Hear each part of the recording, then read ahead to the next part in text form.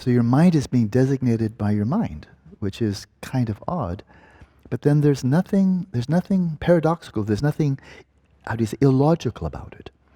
Because it said all the way through that something may be empty of inherent nature, but that doesn't mean it's not there at all, and it doesn't mean it has no causal efficacy. Dreams, events in a dream, somebody saying hi or smiling at you or sticking their tongue out at you in a dream, they're not there, and yet that has causal efficacy. Or my favorite one is just looking into a reflection, like a reflection in a pond of water. And there are those images way down below. I've talked about this many times in the past. The images of, let's say, the trees on the far side, on the far side of the pond.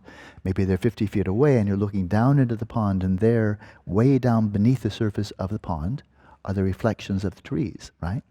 And your camera lens will tell you exactly where they are. Let's say 60 feet away or whatever. They're right down there, and you can photograph them.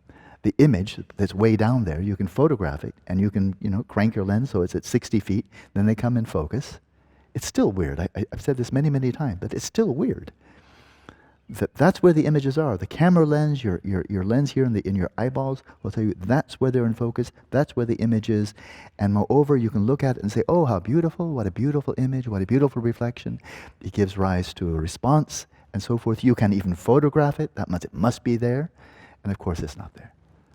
There's nothing down there. There's no image down there.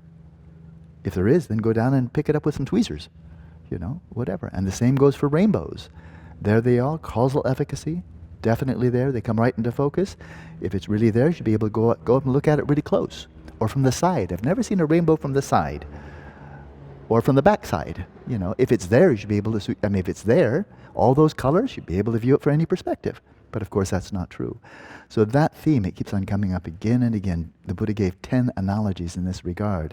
It's not there. It's not actually there from its own side, and yet it is there, relatively, and it does have causal efficacy. The mind itself is not there from its own side, by its own inherent nature.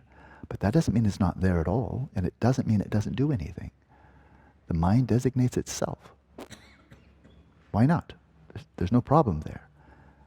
And so to fathom that, if you fathom that this all-creating sovereign, that's the term, all-creating monarch, that which is the foundation, as we'll read very shortly, that which is the foundation, the creator of samsara and nirvana, this all-powerful phenomenon, mind, which does all kinds of stuff, isn't even there by its own nature, inherently existent, then what are the implications for all of the objects of the mind? If the mind that reveals and knows all of them is not inherently existent, what are the chances that the objects that are apprehended by the mind, including the objects apprehended by the minds of astronomers and geologists and botanists and artists and musicians, what's the chance that the object they're attending to, that they exist inherently? So the point there is that if you truly fathom this, the emptiness of your own mind, and then you turn your awareness outwards, then the emptiness of all other phenomena, it just starts falling in place, like dominoes. It just flows and flows. And then you realize the emptiness of all phenomena. And then you're very close to becoming lucid.